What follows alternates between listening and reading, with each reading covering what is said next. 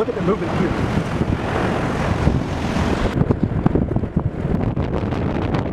Tell me pretty lies, look me in the face, tell me that you love me, even if it's fake.